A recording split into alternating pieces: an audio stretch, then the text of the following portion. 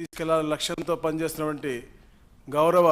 ముఖ్యమంత్రి గారు రేవంత్ రెడ్డి గారు, అలాగే వారి యొక్క సహచర మంత్రివర్యులందరూ కూడా క్యాబినెట్లో ఎప్పుడైతే మా ముఖ్యమంత్రి గారు చంద్రబాబు నాయుడు గారు ముఖ్యమంత్రి అయిన తర్వాత తప్పకుండా ఏదైతే రీఆర్గనైజేషన్ యాక్ట్లో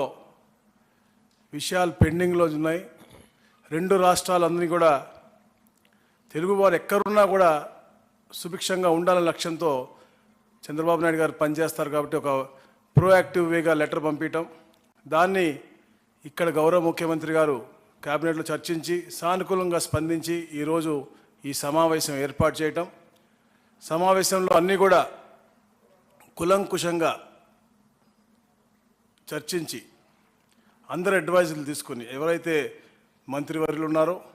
అలాగే అధికారులు ఎవరైతే ఉన్నారో అందరి కూడా సలహాలు సూచనలు తీసుకుని డిస్కస్ చేసి ఇవన్నీ కూడా, ఎందుకంటే మీ అందరికీ తెలుసు తెలంగాణ ఒక ఉద్యమంతో ఒక నిధులు విధులు కేటాయింపులతో ఏర్పాటైంది, అంటే దాని మీద ఉద్యమం చేసి ఏర్పాటైంది. అలాగే ఆంధ్రప్రదేశ్ అభివృద్ధి వారి యొక్క సెంటిమెంట్లు కూడా చాలా పరిణామం తీసుకుని ఎవ్వరు యొక్క మనోభావాలు దెబ్బతినకూడదు, అందరి యొక్క భావోద్వేగాలన్నీ కూడా పరిణామం తీసుకుని మనం ఇవన్నీ కూడా ఫుల్ఫిల్ చేసుకోవాలని చెప్పేసి ఒక లక్ష్యంతో ఏదైతే రీఆర్గనైజేషన్ యాక్ట్లో ఉన్న ప్రతి ఒక్క అంశం కూడా